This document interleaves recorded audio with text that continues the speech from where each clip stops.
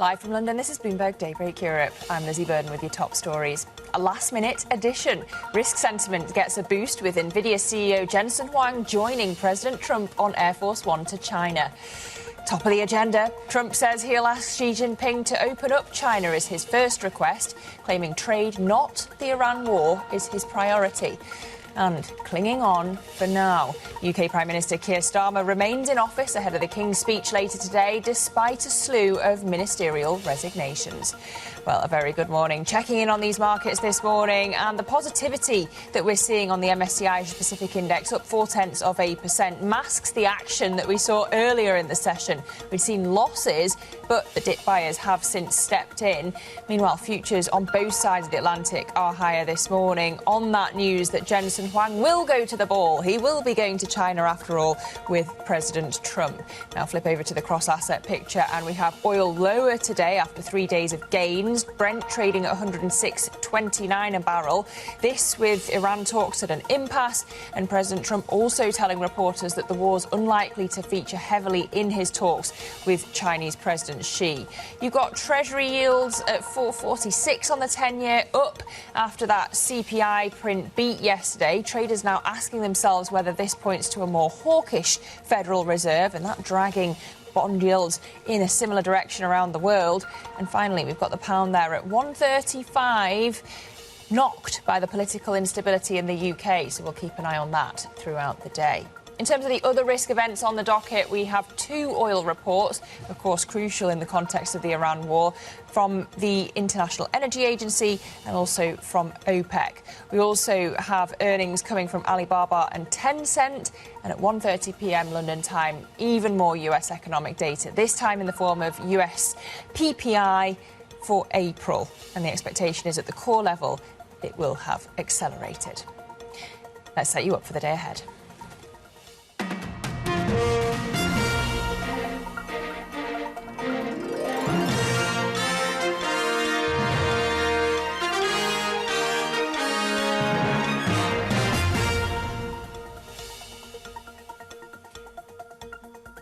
We begin with breaking earnings out of Siemens, and the top line, the redhead out of this company, is that they're announcing a €6 billion share buyback for up to 5 years. Now, it's been a tough backdrop for this company. The profit of its Motability division is down due to US tariffs. Thus, they've lowered the revenue outlook for that unit this fiscal year. In general, orders increasing, but profitability suffering a bit. They cite FX effects as well as some one-time factors. So plenty to discuss with the CEO, who will be joining us later on this hour.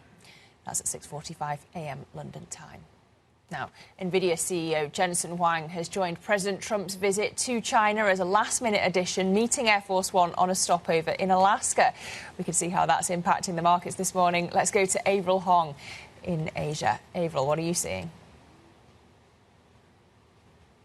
Yeah, Lizzie, it's been a bit of a weird Wednesday because we were expecting a downdraft, no thanks to the US CPI print, along with the selling in chips. Indeed, we got a bit of that.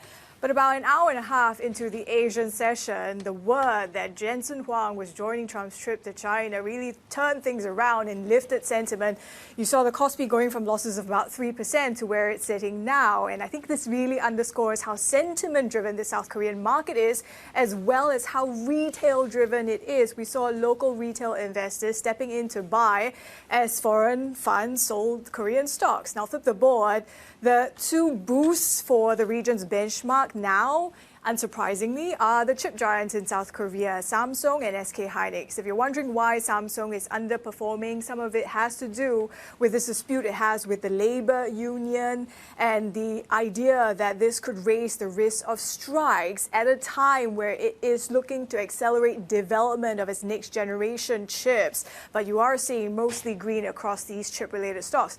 Flip the board again. That's not to say that the US CPI, the pressure that came for treasuries or gilts is not quite playing out in the region. You are seeing domestic inflation in Japan as well, a concern, and the yield on the 20-year hit the highest level since 1997. Dollar yen also continues its trip towards the 158 handle. The one currency I say stands out this week is the Chinese yuan, the renminbi, because it is the best performing in the region this week, and I'd say pretty good optics ahead of the Trump-Xi meeting. Lizzie? Well, let's dive into the geopolitics now. Avril, thank you very much. In a Truth social post, President Trump said that he'll be asking China's Xi Jinping to open up the country to US businesses when they meet this week. Bloomberg China correspondent Min Lo is in Beijing with more. So, Min, let's just start by talking about what Jensen Huang's invitation tells us and what we can expect in this visit.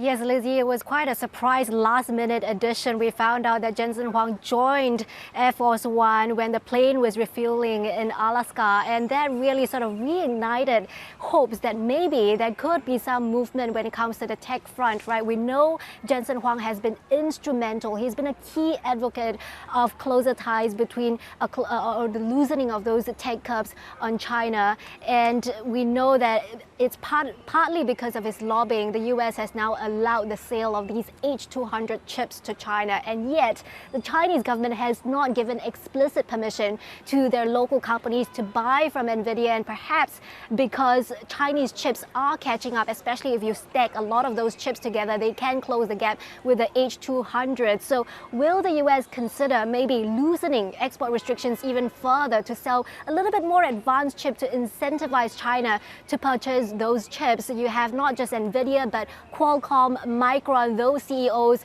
are accompanying Trump. So certainly a lot of hope that maybe we can get a deal on the table. And we also heard, Min, from President Trump playing down the importance of Iran in these talks when he was speaking yesterday. Let's just take a listen. I have a great relationship with President Xi, and I think it's going to remain that way. We have a lot of things to discuss. I wouldn't say Iran is one of them, to be honest with you, because we have Iran very much under control. We're either going to make a deal or they're going to be decimated. So is the Iran war totally off the agenda now? Should markets be braced for anything? Yeah, I mean, certainly the Iran war is in the backdrop, right? You can't really ignore that, but it seems like President Trump is downplaying it, and I think there is some intention from China also not to let Iran derail the more important issues. Of course, trade is really front and center. I think China is cognizant that its relationship with Iran really pales in comparison with its relationship with US. That is still the most important relationship for China, and both sides are coming in with their economy in a weaker position. Because of the Iran war, the energy spike is being felt at the pumps by American citizens. And in China, we continue to see this weakness in domestic consumption. So there is interest to stabilize that trade ties, especially as Jamieson Greer has been floating this idea of the Board of Trade. They will be negotiating the details. What sort of tariffs will each side be willing to give up in order for maybe more market access into certain sectors? And we get a hint of what sort of sectors might be discussed based on who is accompanying Trump on this delegation. Right? You have not just the tech companies, you have a lot of financial services companies, you have Apple as well, Exxon as well, and even as China has been quite insulated from the war because of its, build up in renewable energy, its stockpile of oil and gas will eventually run out, and that means it will have to perhaps divert some purchases to the US as well, and that's why Exxon is there. You have Meta there as well, possibly likely to maybe put pressure on China when it comes to China's attempt to block that Manus AI deal as well. So a lot of things on the table, and Iran is not going to be the only thing that will dominate the talks. Bloomberg's Min Lo in Beijing. We look forward to your coverage throughout this visit. Thank you very much. Well, US CPI data showed inflation accelerating to its highest level since 2023 in April, sending stocks lower in yesterday's session. Speaking exclusively to Bloomberg, JP Morgan CEO Jamie Dimon gave his take on the market outlook. I think there's a little bit too much exuberance out there. It's not just the Middle East. It's, it's Ukraine, Russia still there, America, China. There are a lot of these complex issues which may or may not affect the market. But then there are issues like inflation. Today's print wasn't so good. So, yeah, I think the market's kind of exuberant, and it may not be completely justified. Let's bring in Bloomberg MLive strategist Mark Cranfield now. Mark, we had core CPI beating yesterday, yields up as a result. What's the threshold for that hurting equities? Probably a little bit higher and not too much, really. Equities are probably watching the response from central bankers. Markets have already decided for themselves that inflation is going to stay higher for a longer than expected period of time. You can see yield curves are getting pretty steep. We've already got 30-year US above 5%. They've got a bond auction today. We've got a 30-year auction tomorrow in Japan as well. That doesn't look as though it's going to go too well. Japanese yields are up across the curve today, and it's pretty much spreading around the world. We haven't even mentioned the UK yet, which I'm sure you'll be discussing a lot during the day. Yields there are the highest for a couple of decades. If we dial back a bit, so far central banks have been trying to tell investors that they need more time to digest it. And the bond market is starting to tell them, you don't have any more time. You need to start making tough decisions right now. That mix between the two is going to, if anything, is just going to generally push yields further higher until central banks get a bit more serious about saying, yes, we recognise that core inflation is pretty sticky. Cyclical inflation, which is even more important, is going in one direction only. And we're getting to the point where we just can't ignore it any longer. We can't say it's transitory anymore. We have to step in. So that's the European Central Bank, Federal Reserve, Bank of England. All of them will need to come forward pretty soon and start telling bond investors they've got it under control. Because right now, fixed income investors do not think the central banks have got it know what they're doing very well, and they're just going to keep on pushing yields higher and higher until there's a response from those bankers. OK, Mark Cranfield, Bloomberg MLive strategist, thank you. And of course, we will be diving into UK politics throughout the programme and the impact on the gilt market. But still ahead, a Bloomberg Scoop, AI giant Anthropic is in early talks for another fundraising round that could value it at $900 billion. But first, a rebellion in Britain's ruling Labour Party's put UK Prime Minister Keir Starmer at risk of being forced from office. We'll discuss that with Tim Bale, politics professor at Queen Mary University of London, next. This is Bloomberg.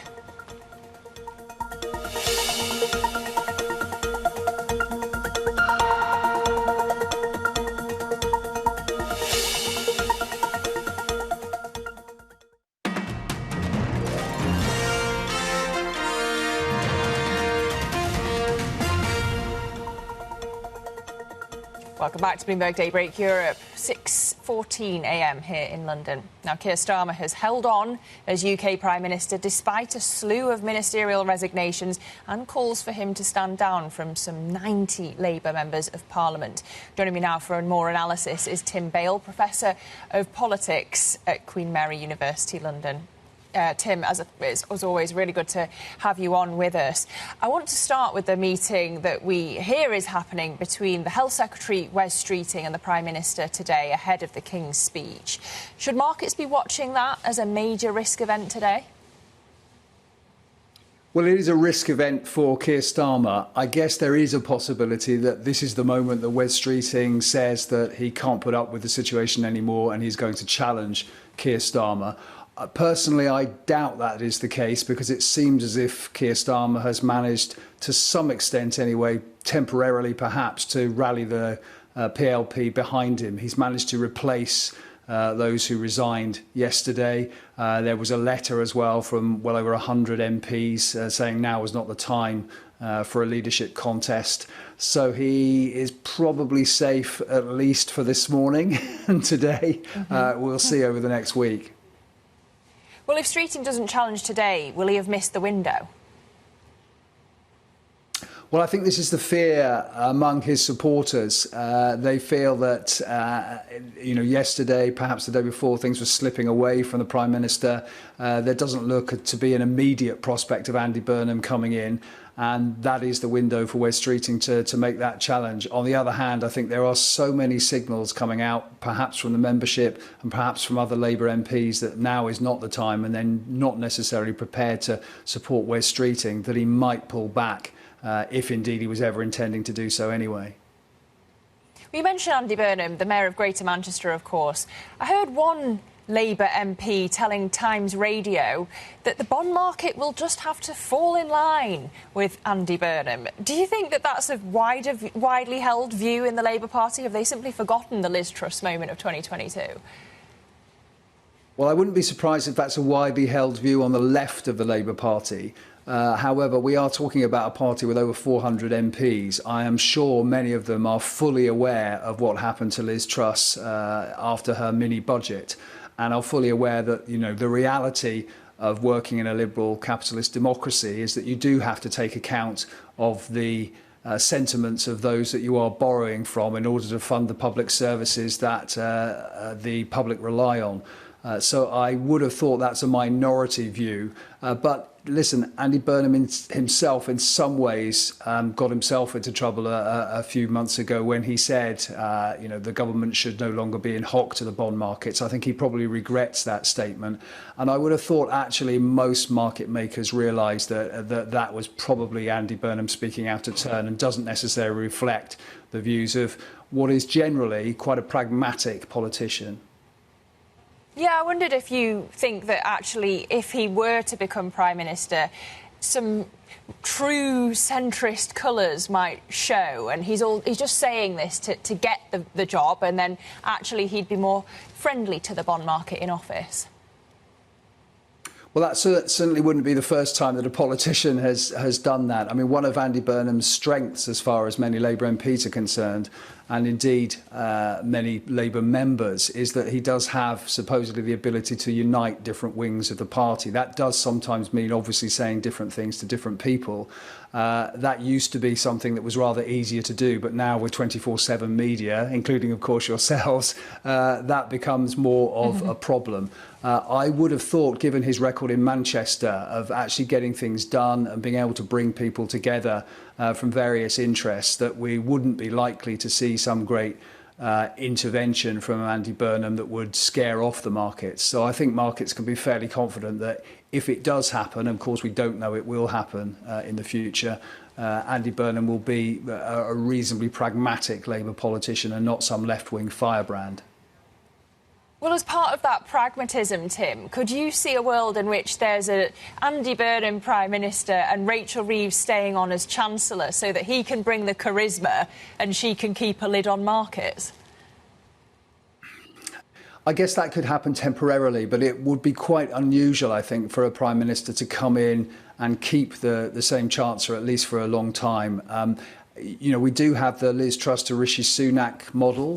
Liz Truss obviously appointed Jeremy Hunt after she sacked Kwasi Kwarteng, and Rishi Sunak kept him on. But in some ways, you could argue that they were perhaps natural allies.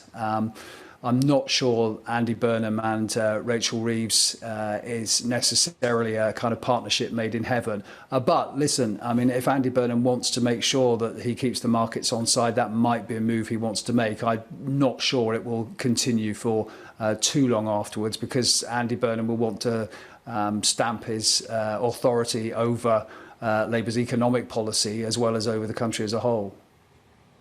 OK, well, let's see if he gets a seat in Parliament first. For now, Tim Bale, Professor of Politics at Queen Mary University of London, thank you very much for your insights. Well, coming up on Daybreak Europe, JP Morgan CEO Jamie Dimon says fixing stupid trade issues between the US and Europe would pave the way for better growth. We'll bring you more of that exclusive interview next. This is Bloomberg.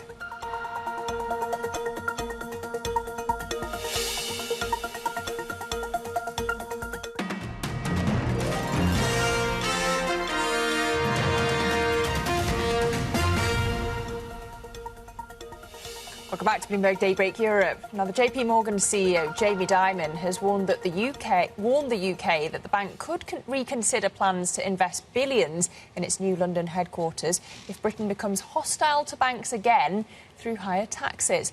In an exclusive interview with Bloomberg's Francine Lacroix in Paris, Dimon said he objects to what he described as roughly $10 billion in additional taxes paid by JP Morgan, adding that it is not right or fair. Meanwhile, Dimon said resolving what he called stupid trade disputes between the US and Europe would help drive stronger economic growth. He also argued that a stronger Europe is in the best interest of the United States. I would say that Europe, including the UK, know what to do, and it's the Draghi report.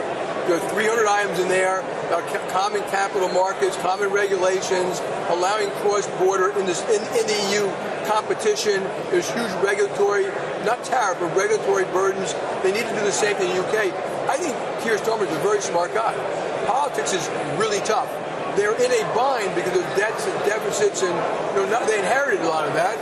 I think the world of Rachel Reeves, and they got to be tough. They got to say, we're going to do these things. And the short term may not be great, but governments have to get the stuff done right that grows the economy and militarily. And I think they need to work close with Europe. And if you remember, Keir Starmer and President Macron, they were going to work closer. Not reversing Brexit, but military alliances, intelligence alliances, making sure the economies have economic relationships good for both the continent and good for Europe, good for the UK. You're building a big mega project in Canary Wharf that everyone is quite excited about. Does this potential political instability actually change your view on everything, or do you see costs going up? Or are you worried about taxation? Not political instability, but if they become hostile to banks again, yes. I mean, I've always objected to the fact, we didn't damage the UK in any way. We paid probably $10 billion of extra taxes by now. I don't think that's right or fair. If that happens too much, we will reconsider. Look, I know you've also looked a lot at Europe and funding, and especially when it comes to security. How much time are you spending making sure that defense companies, that companies in Europe have enough funding from JP Morgan to make sure that they can, defend a lot. the continent? So we have this huge effort. We deploy over the years $1.5 trillion to help. It's not just resiliency, so it's even medicines and rare earths, which would be defense, semiconductors, defense, but it's anything you need. So Europe needs LNG. So we look at that as resiliency for Europe, not LNG in America, but shipping here is resiliency. So we have professionals doing it. We've got an unbelievable advisory group. We've dedicated 30, 40 people. We're doing research now, which you might be interested in, across the shipbuilding ecosystem, across the active pharmaceutical system, the rare earth system, and then having public policy, which puts us in a better position. We, the democratic world, should never have gotten here where we're so reliant on other people, potential adversaries for rare earths. And we did. Right. So don't cry over spilled milk, but let's fix it. And we got to fix it right away. And this is good for the U.S. Does the U.S. need stronger allies? This is good for the U.S., and I think having strong allies is good for us. So my view is we need a stronger NATO. They're doing that, by the way. So, our president pushed them a lot. Well, they're all doing it, which is a good thing. But we want to keep it together. The goal of it should be to have a stronger NATO, not a weaker NATO. The goal, in my view, if you ask me what the goal should be of our economic relations with Europe, should be having a stronger Europe to get you to help you do the Draghi report. And I wrote my chair's letter, maybe a pipe dream, that if you did the Draghi report, I would give you one big, beautiful free trade bill. JP Morgan CEO Jamie Dimon speaking exclusively to Bloomberg. Now, to some other top stories we're following for you this morning. Oil shipments from Iran's main export terminal appear to have come to a standstill over the past several days. If Kharg Island were to remain idle, it would increase the pressure on the country's remaining storage facilities, which satellite images show are filling up. It comes as semi-official Fars news agency says Iran won't join the next round of talks with the US unless confidence-building preconditions are met.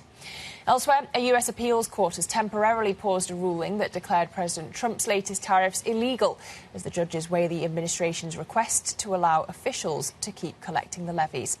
And the US Senate has confirmed Kevin Warsh's nomination to the Federal Reserve Board of Governors with a 51-45 vote, granting him a 14-year term. Lawmakers also cleared a procedural hurdle for a vote on his nomination as Fed chair, which could come as soon as today.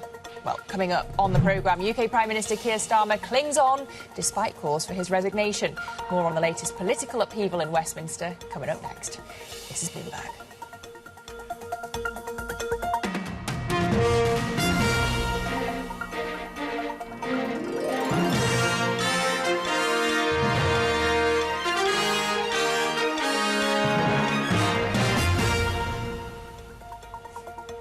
Live from London, this is Bloomberg Daybreak Europe. I'm Lizzie Burden with your top stories. A last-minute addition. Risk sentiment gets a boost with Nvidia CEO Jensen Huang joining President Trump on Air Force One to China. Top of the agenda, Trump says he'll ask Xi Jinping to open up China as his first request, claiming trade, not the Iran war, is his priority. And clinging on for now, UK Prime Minister Keir Starmer remains in office ahead of the King's speech later today, despite a slew of ministerial resignations. Well, a very good morning if you are just joining us. 6:30 a.m. here in London, and this is the picture in markets. The positivity you're seeing on the left side of the screen in the Asian session masking what we've seen throughout the morning. Losses earlier, but the dip buyers have since stepped in, so the MSCI Asia Pacific Index now up 0.5%. And as you can see, futures higher on both sides of the Atlantic as well, boosted by the news that Nvidia's Jensen Huang will be going to China after all with President Trump. So Euro Stoxx 50 futures up 0.9% and S&P E-minis up 0.2%. Flip the board over to the cross-asset picture, and we've got oil lower now after 3 days of gains. Brent trading down 1.4% at $106 a barrel. Iran talks at an impasse, and as I've said, Trump telling reporters that the war isn't likely to feature heavily in his talks with Chinese President Xi. We have the US 10-year yield at 4.46 there. Yields did rise after core US CPI beat yesterday, so traders wondering whether that points to a more hawkish Federal Reserve. And then, of course, one eye on the pound at $1.35 right now, weighed down by the political instability in the UK. Could that change if we see a meeting, or what, depending on the outcome of the meeting between Keir Starmer and Wes Streeting, the Health Secretary, later on today? More on that in just a moment, but first of all, let's turn to our front pages this morning, starting with Les Echos out of France, which leads on the war in the Middle East and how the French economy is facing a sharp slowdown. Of course, we think about how that will impact the European Central Bank. But let's flip over now to the Wall Street Journal. They've splashed on Wall Street getting more anxious about long-term inflation following that hotter-than-expected CPI print yesterday. And then if we go to the Financial Times as well, they're looking at President Trump's trip to China, the paper saying that his plans to discuss Taiwan arms sales with Xi Jinping are really rattling Asian allies. But you can get a roundup of all the stories you need to know to get your day going in today's edition of Daybreak, which terminal subscribers can find by going to DAYB Go. Well, let's dive into politics again, shall we? UK Prime Minister Keir Starmer's premiership in peril, really, with more than a fifth of his MPs from his Labour Party calling for him to step down now. The escalating political drama is heaping pressure on the bond market, with yields on longer-dated gilts hitting their highest in decades. Against that backdrop, King Charles will be addressing Parliament later today, setting out the legislative agenda for the next parliamentary session. I'm joined now for analysis by our Bloomberg opinion columnist, Rosa Prince, and our Markets Today editor, Morwenna Coniam. Morning to you both. Rosa, I'm going to start with you. How safe or not is Starmer today, the day of the King's speech? Great question. He seems a little safer than perhaps he did at times over the last couple of days. He issued a challenge, effectively, to his critics yesterday, saying, put up or shut up. And nobody came forward who was of enough seniority to really push him over the edge. I definitely don't think that danger moment has passed, though. He has that meeting with one of his main rivals, Wes Streeting, this morning. Streeting's going to say to him, how are you going to get us out of this mess? The mess being how badly Labour is doing with the public. They lost really big elections last week, very, very badly. And I think that's a question he's going to have to continue to answer to his party going forward for a while now. We'll see if Wes Streeting resigns, if he then says he has enough supporters in the parliamentary party to issue a challenge. He needs 80 to do that. Then all bets will be on. But for now, Keir Starmer is waking up in Downing Street this morning and plans to set out his legislative programme for the coming term. Yeah, well, let's see if he manages to stick around for the legislative agenda that's read out by the King in this speech. Look, Rosa, your latest column says Starmer's likely usurpers are deeply flawed. Who's most likely to take over in your view, then? Well, yes. I mean, Keir Starmer has been pretty unpopular with his own troops for a while now, and the reason that he has stayed in office so long is the reason he stays there now, which is that there's nobody quite ready to be able to push him out. I think if Wes Streeting doesn't manage to do something today, his moment probably will have passed. And then I think we're looking at Andy Burnham. He's very popular both with the public and with Labour MPs. His problem till now has been that he's not actually an MP himself, and you have to be Prime Minister, you have to be an MP. So I think what critics of the Prime Minister will do now is turn to seeing how they can get Burnham back into Parliament, try and find him a nice safe seat that he can run in, perhaps a friend might stand down in his favour. That's still not a straightforward process. Labour is so unpopular in the country that it's not entirely clear that they could win that by-election. Other big names in the cabinet who I wondered might want to step into the fray, although they don't show any signs so far. The Home Secretary, Shabana Mahmood, the Foreign Secretary, Yvette Cooper, big names who probably could mount an effective challenge to Starmer, a weakened Starmer at this point. Haven't seen any signs of that happening so far. And then there's the Deputy Prime Minister, Angela Rayner. Her problem is that she had to resign due to a scandal involving her taxes. That investigation hasn't been concluded, so this buys her a little time too to get that all sorted, and perhaps she'll go again at the next moment of crisis, which with this government we know will inevitably happen. All right, Rosa, thank you very much. That's our Bloomberg opinion columnist, Rosa Prince. And I want to turn to the market angle now with our Markets Today editor, Morwenna Coniam. Morwenna, just put into context the current gilt moves against the backdrop of 2022, the Liz Truss moment. It feels like a reverse Liz Truss moment because, of course, the bond market's on the side of the Prime Minister this time. Is this as catastrophic as back then? Well, on a daily basis, no. We haven't seen anywhere near the kind of moves that we saw, in the autumn of 2022. But we are seeing double-digit gains in gilt yields, and that isn't a good thing, particularly as it's cumulative. So if you actually look at where gilt yields are across the curve, they are higher than they were in 2022. And yesterday we saw the 30-year bond yield hit the highest since 1998. So the overall actual cost of servicing the government's debt is much higher than it was then. So you could say there's less room for the same kind of shock. But we haven't seen the level of panic. I think what we saw yesterday and over the past few days is uneasiness and a lot of anxiety, but it's also against the backdrop of a very unfavourable global macroeconomic environment. The last couple of days, oil prices rising, a lot of concerns about the Middle East, and the UK is also particularly exposed to an energy price shock. So I suppose there is a parallel there with 2022.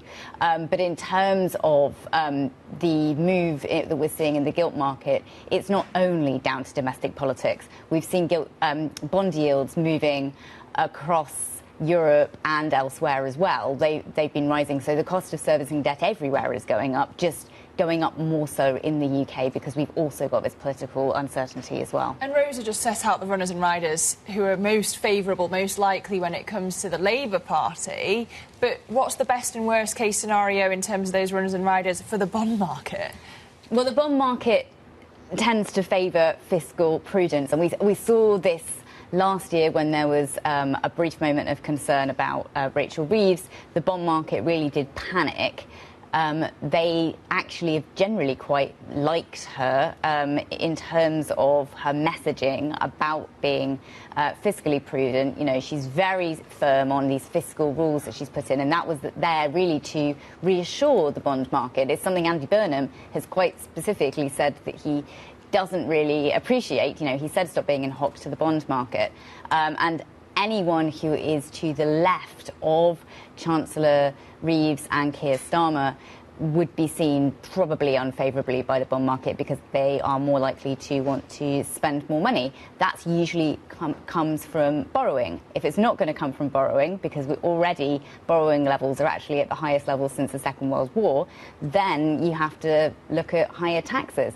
And higher taxes are already at the highest level since the Second World War, but the cost of servicing debt is at the highest since the 1960s. So there's really not a lot of wiggle room, and that's likely to actually make things worse in the long run as well. Yeah, for any potential Prime Minister. Morwenna, thank you very much for that. That's Morwenna Coniam from the Bloomberg's Markets Today blog. Well, let's turn now to some breaking earnings out of Germany. This is a company right in the crosshairs of the Iran war and the shipping crisis. Hapag-Lloyd, of course, a container shipping company, reporting EBITDA margin for the first quarter that beat the average analyst estimate. So it seems to be working in their favour. They do see, though, a full-year EBIT loss of $1.5 billion to profit of $500 million. Now, we'll be speaking to the CEO, Rolf Haben-Jansen. That conversation at 9:30 a.m. London time on The Pulse. So don't miss that conversation. But coming up, we'll have an interview with the Siemens CEO, Roland Busch, as the German industrial giant delivers second quarter earnings and says it'll buy back €6 billion of shares. That conversation next. This is Bloomberg.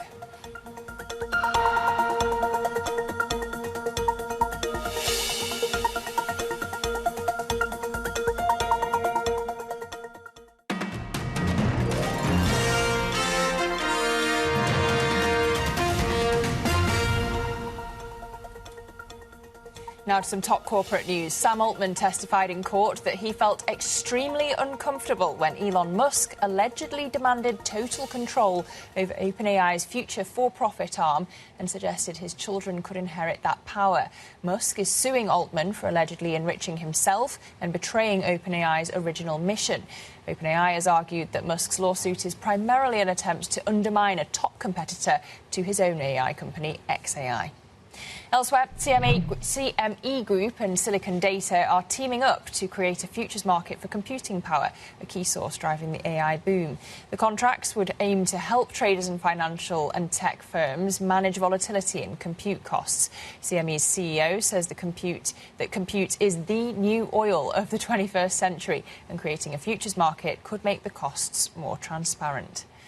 And Bloomberg has learned that Google is in talks with SpaceX regarding future launches for an orbital data center project. Google has previously said it's been planning for prototype solar-powered satellites to test how machine learning works in space. It also said it was exploring deals with other launch providers. Well, so those are some of our top corporate stories this morning. At the top of the hour, of course, we brought you breaking earnings from Siemens. Just reviewing those, this, of course, is Germany's most valuable firm.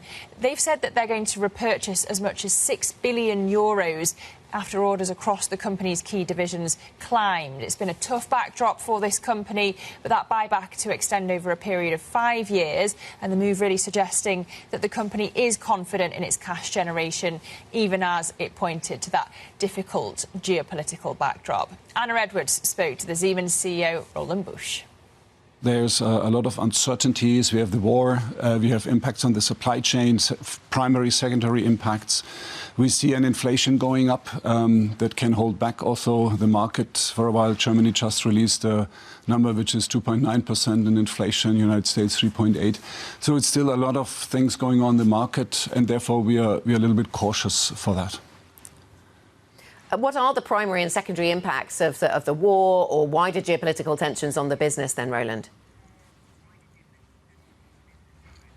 I mean, number one is primary is that if you have a shortage on any kind of fuel, oil or gas, this is one thing. But the other one is there are derivatives which you need in the chemical industry or in other industries. If that falls short, then you might have an impact which you don't see yet. And if it comes to energy price, obviously the energy price is driving the prices, the inflation in other markets. This is now the secondary effects where you say if you apply price increase, inflation increases, this really dampens some of your markets. And the other one is talking about the war. Obviously customers, in particular in the Middle East, maybe eventually some of them hold their investments back because they don't know whether they have to use their money to repair stuff. So therefore, it's a blend of effects, and this is the reason why we have a look at the market.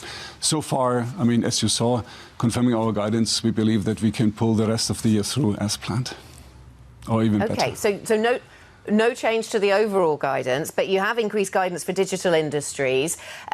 So the fact you have not increased the overall guidance shouldn't be taken as any reduced expectation or lack of enthusiasm for the way that AI is driving the business. Not really. In contrast, I mean, the reason why we are pulling up our guidance on the top line, but also on the bottom line for DI, is that we see a very strong demand from our customers. Let me start with our automation business. We are really picking up momentum, factory automation in particular.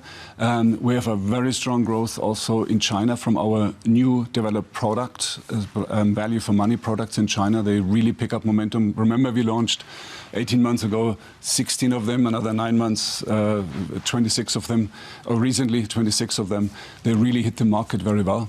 So, it comes back also in the other markets. We see a strong growth of our automation business in the United States, from a low level though, but we see a very strong growth there.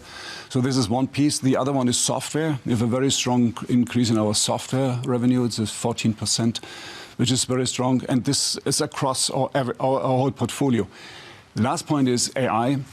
We have already a couple of products in our software offerings, AI, which is received very well by the market, which drives our growth as well. And then we launched our Eigen engineering agent. This is really an agent which programs industrial computers for you, PLCs for you, and it does it really in a way that you can finally release the software because it's validated and you can release it. This increases the productivity of engineers by 50%. It makes you 2 to 5 times faster, and the quality goes up at the same time. We launched it at Hanover Fair, and it really lands very well on the market. So that was the Siemens CEO, Roland Busch, speaking to our opening trade anchor, Anna Edwards. Key lines in that interview: rising inflation may hold back the company's investments. They're happy with the EU AI Act amendment, and the outlook is unchanged given the war, supply chain woes as well. Still keeping the outlook. So that interview from the Siemens CEO. Well, staying corporate, Bloomberg has learned that Anthropic is in early talks with investors to raise at least $30 billion in fresh financing at a valuation of over $900 billion in what could be the Claude maker's largest funding round yet. Let's get more on that scoop with our Bloomberg senior strategist, Neil Campling. Neil, good morning. Morning. What does this mean then for Anthropic? We're waiting for its IPO this year. Where does it leave it? Well, this would be, I think, the third fundraising in as many as 3 or 4 months. And every time, obviously, the valuation is talked up in terms of the numbers. A lot of the big tech heavyweights are investors in Anthropic. I suppose the question is this because Anthropic need the money, because they're burning through so much cash, because there is so much need for their compute power? Or is this because there's so much appetite for investors to get exposure to kind of the hottest AI toolset that's out there that's driving? It's difficult to know which one is driving which, but clearly Anthropic are very well set in their position in the business, and the $900 billion valuation, to give you a comparison, which I think we may be about to talk about, is the 2 Chinese tech bellwethers, Alibaba and Tencent. Their combined market cap is $860 billion. So combined, less than we're talking about here for Anthropic's current valuation, which is quite staggering. Well, of course, they've got earnings coming out today. What are they going to tell us about the AI race then? Well, what we're going to need to hear is that the core business for both companies are growing well and at double digits to justify the investments to pay off in the AI, because they're still early in terms of monetization for AI at both Alibaba and Tencent. Both companies are projected to grow revenues this next year at about 10 to 11%. It's very low relative to the US heavyweights. So we've got to see some payoff in terms of AI investments to be driving accelerating growth in the top line of their AI-related businesses that also underpins their core businesses, as we've seen from the likes of Google and also at Amazon. Neil, thanks very much. That's Bloomberg senior strategist Neil Campling. And for those of you who just can't get enough AI, we've got a new Bloomberg AI Today newsletter. Do sign up at bloomberg.com/newsletters for the latest on just how this technology is disrupting businesses, workers, finance and economies around the world. Plenty more coming up on Daybreak Europe. This is Bloomberg.